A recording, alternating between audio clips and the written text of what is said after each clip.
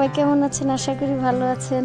আজকে সকাল সকাল আমার বর বাজারে গিয়েছিল, গিয়ে একেবারে দেশি মাছ নিয়ে আসছে, পাঁচমিশালি মাছ। আমি তো দেখে মহা খুশি। অনেকে আছে এই মাছ দেখি একেবারে রাগ হয়ে যায়, ভয়ে শেষ, কিন্তু আমি আরো খুশি, আমার ভালো লাগে। আমি ছোট গুঁড়া মাছ, পাঁচমিশালি মাছ, দেশি মাছ খেতেও পছন্দ করি, কাটতেও পছন্দ করি, আমার কোনো খারাপ লাগে না। তাই সকাল সকাল নিয়ে আসলে আমিও বসে গেলাম কাটাকাটি করতে। আমার তো খুবই ভালো লাগতেছিল। এখানে শুধু শিং মাছ বেশি ছিল, মানে শুধু শিং মাছ না, অন্যান্য মাছ, পাঁচমিশালি মাছ বলে যেটা গ্রামের ভাষায় সবাই, সেটা হচ্ছে পাঁচমিশালি মাছ। বোয়ালের বাচ্চা ছিল, মিনি ছিল, তারপরে ইয়া ছিল, টাকি ছিল, ট্যাংরা মাছ ছিল, তারপরে পুঁটি মাছ ছিল, বাইং মাছ ছিল, এরকম আরও কী কী যেন, সবগুলোর নাম তো আর জানি না, যেগুলো জানি ওগুলো বললাম। এরকম অনেক মাছ ছিল, এগুলো মিশে একদম মিশছিল। তা আমি কাটাকুটার পালা শেষ। এবার আমাদের বাড়িতেই আমার খুব প্রিয় জায়গায় পুকুরটা, এখানে আমি ধুতে চলে আসলাম।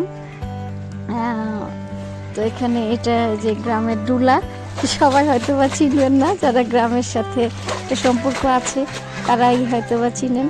এই ডুলা দিয়ে মাছ ধুতে খুব আরাম হয়, তাড়াতাড়ি পরিষ্কার হয়ে যায়। এটা ঝাঁকিটা দিলে মাছগুলোর ময়লাটা তাড়াতাড়ি সরে যায়, আবার ময়লাটা আর কষ্ট করে ফেলতে হয় না, নিচ দিয়ে এটা পড়ে যায়, একাই নিচে পড়ে যায়।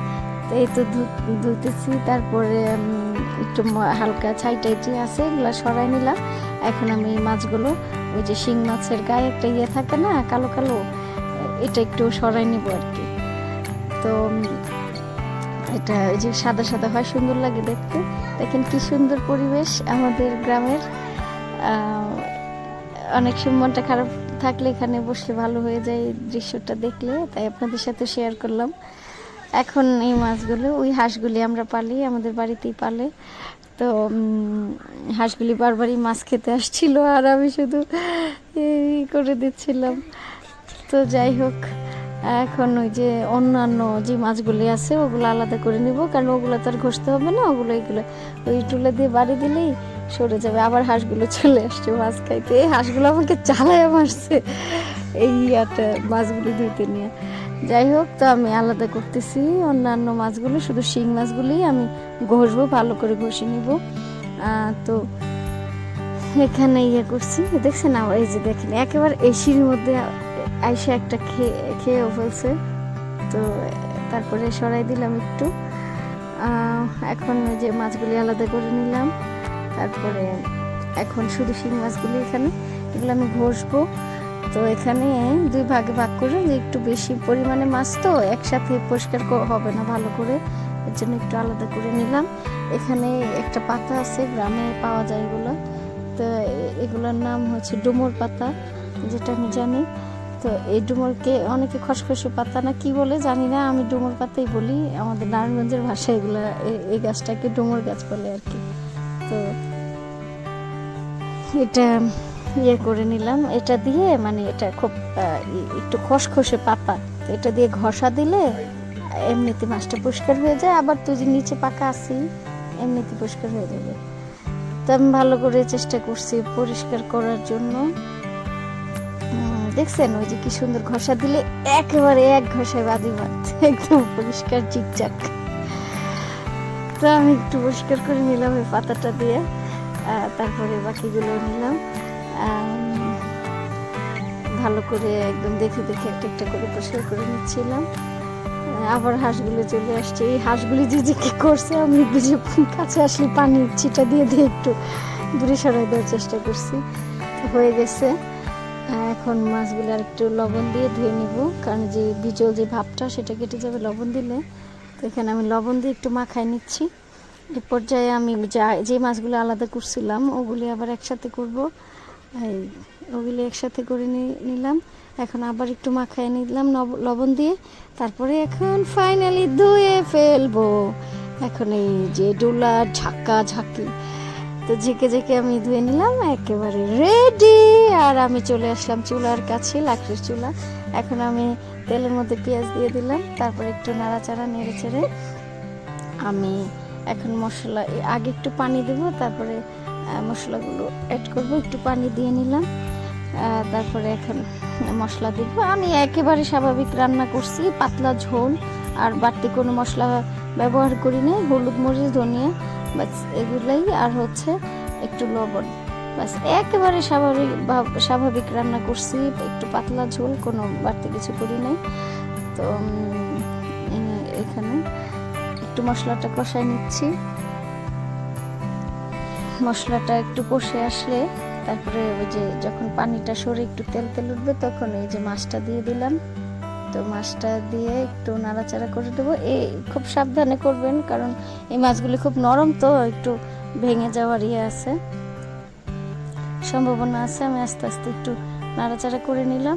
দেখবেন যে একদম পুরো পানিটা সরে গিয়ে যখন তেলটা বের হয়ে আসবে তখন ওই যে বুঝবেন যে মাছটা কষানো হয়ে গেছে। মানে আরেকটা জিনিস আরেকটা ভাবে বুঝবেন, তেল আসলেও আবার ওই যে দেখবেন মাছের যে চোখগুলি আছে না, এগুলি সিদ্ধর আগে থাকবে কালা কালা, আর যখন একটু সিদ্ধ হয়ে যাবে, মাছটা কষে যাবে, তখন দেখবেন ওই চোখগুলি না সাদা সাদা হয়ে একটু বের হয়ে আসবে, তখন বুঝবেন মাছটা হয়ে গেছে। তো এই পর্যায়ে আমার মাছটা হয়ে গেছে। আমি এখন মাছটা একটা বাটিতে তুলে নিচ্ছি, তুলে তারপরে করব। এটা মানে যে মাছটা টাটকা আনছে, তো একদম দেশি মাছ, এটা প্রথম দিন এভাবেই মজা লাগে বেশি খেতে। আর যাদের ভালো না লাগে, এটা অপশনাল, তারা ভেজেও খেতে পারেন, অসুবিধা নেই। কিন্তু এই মাছটা এইভাবে খুব স্বাদ। তো তারপরে এখন আমি দিব, বেগুন আর আলু দিয়ে দিব। একটু সবজি অ্যাড করছি আজকে, তো একটু সবজি খেতে ইচ্ছে করছিল খুব, তাই ভাবলাম একটু সবজি অ্যাড করে নিই।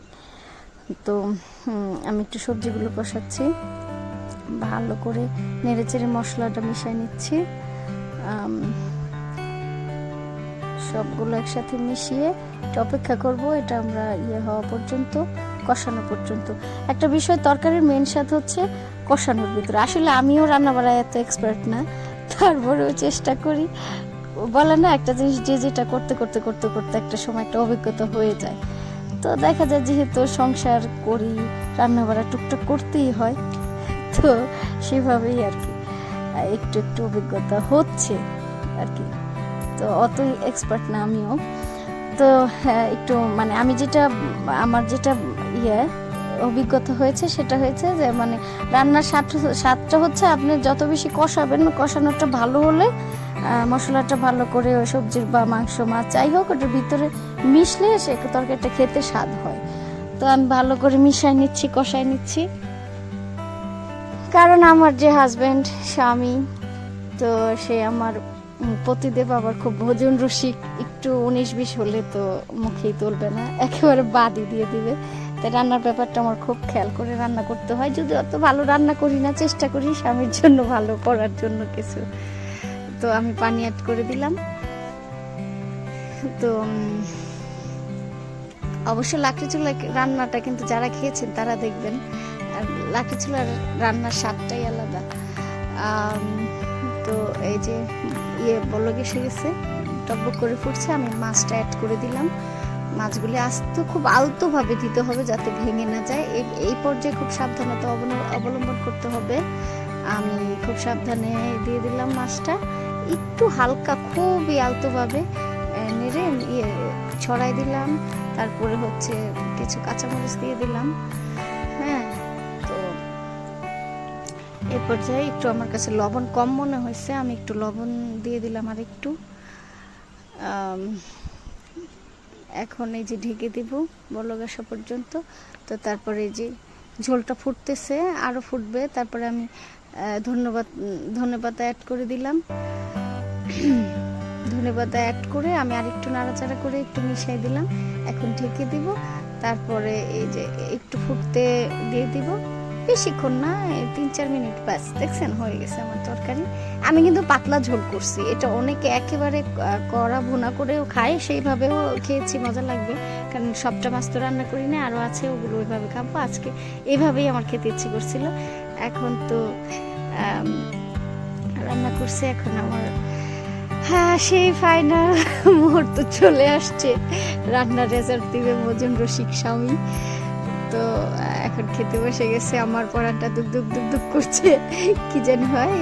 একটু করলা ভাজি করছিলাম, তো একটু আগে করলা ভাজিটা খাচ্ছে, কারণ ও খুব ভোজন রসিক। ওর মুখে স্বাদ লাগা মানে তরকারিটা আসলে মজা হয়েছে। আরও কখনই যে মানে আছে না পাম্প টাম্প দেওয়ার জন্য যে বলে, মানে আমাদের নারায়ণগঞ্জের ভাষায় এইটাই বলে আর কি, যে একটু মজা হয় নাই বা ভালো, তারপর একটু বললাম খুশি করানোর জন্য। না না, ওর কাছে এগুলোর কোনো টাইম নেই, যা সত্য তাই, মজা হলে বলে, নাহলে হ্যাঁ কি রাঁধছো ব্যাস।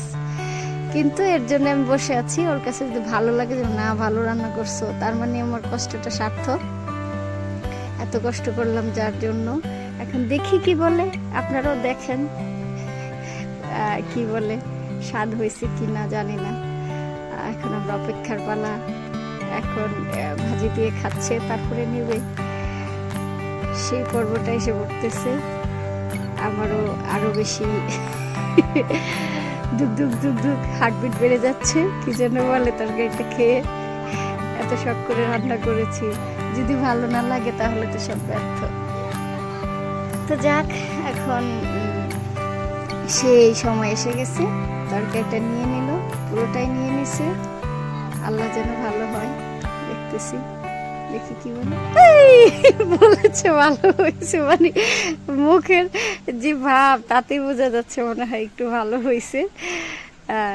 যাক, সার্থক, ওর কাছে ভালো লেগেছে, খাচ্ছে খুব তৃপ্তি সহকারে। আপনারা কি বলেন? আপনারা কমেন্ট করে জানাবেন তো কেমন হলো। তো খাচ্ছে, আর একটু ভাতও নিতেছে, তার মানে ভালোই হয়েছে। তো এই পর্যায়ে আমাকে আর বলেছিল আর একটু তরকারি দাও, তারপরে আমি আরেকটু তরকারি দিয়েছি, তার মানে ভালোই হয়েছে, ঠিক না? যাক, এতক্ষণের আপনাদের দেখা আমার রান্না সব কিছু মিলে সার্থক, যেহেতু সব কিছু মিলে ভালো হয়েছে, ও তৃপ্তি সহকারে খেয়েছে। এই তো, আমি ঝোল নিয়ে নিল, আমি অনেকটা ঝোল রেখেছিলাম, একটু পাতলা পাতলা, যে গরম যে পড়েছে, এত গরমের মধ্যে একটু ঝোল টোল না খেলে তো আর হয় না, এই জন্য একটু ঝোল রাখছি। এই গরমে আসলে এরকম পাতলা ঝোল তরকারি খাওয়াটাই ভালো স্বাস্থ্যের জন্য, তো এর জন্য রান্না করেছিলাম। খুব তৃপ্তি সহকারে খাচ্ছে, দেখতেছেন। তো আপনারা যদি এরকম নতুন নতুন ভিডিও ভালো লাগে পেতে চান, এইসব ভিডিওগুলি, তাহলে আপনারা যদি একটু অনুপ্রেরণা দেন, তাহলে আমরা চেষ্টা করবো আরও ভালো ভালো ভিডিও বানানোর জন্য, আপনাদের সাথে শেয়ার করার জন্য। আর আমারই টুকটাক যা রান্না করি একটু আপনাদের সাথে শেয়ার করব। যারা নতুন বিয়ে হয়েছে, নতুন রান্না বান্না করেন, হয়তো তাদের জন্য একটু উপকার আসতেও পারে, এই আর কি। আর যারা পুরনো তারা তো জানেনই। তো খাচ্ছে, খাওয়াটা দেখে ভালো লাগতেছে না? অবশ্যই কিন্তু কমেন্ট করে জানাবেন খাওয়াটা কেমন হয়েছে। রান্নাটা যেমন তেমন, খাওয়াটা কিন্তু সেই। যাই হোক, আপনারাও মাঝে মাঝে এরকম রান্না করে টুকটাক আপনাদের স্বামীদের খাওয়াবেন, খুশি হবে। এখন তো দেখা যায় কাজের লোকেরাই অনেকের বেশিরভাগ রান্না বান্না করে, স্ত্রীরা অনেকেই যারা ব্যস্ত, অনেক সময় পান না, যখনই সময় পাবেন একটু রান্না বান্না করে খাওয়াবেন, দেখবেন আলাদা একটা শান্তি। বর যখন খেয়ে ভালো কিছু বলে, ভালো একটা রেজাল্ট দেয়, মজা হয়েছে ভালো, এইসব শুনলে একটা আলাদা শান্তি লাগে, এই আর কি, নিজের কাছেও ভালো লাগে, আত্মতৃপ্তি আর কি।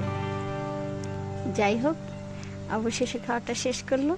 টাকি মাছটা ছিল, এটা এখন ও সেইভাবে খাচ্ছে মজা করে, আমার তো জিভে জল এসে যাচ্ছে খাওয়া দেখে, বলেছে এখন একটু খাই। যাই হোক, আপনারাও জানাবেন কেমন হয়েছে। খুব সুন্দর করে খাচ্ছে, খাওয়াটা সুন্দর না, একেবারে চেটেপুটে খাচ্ছে, তার মানে ভালোই হয়েছে। আসলে দেশি মাছ বলে কথা। সবাই ভালো থাকবেন, আল্লাহ হাফেজ।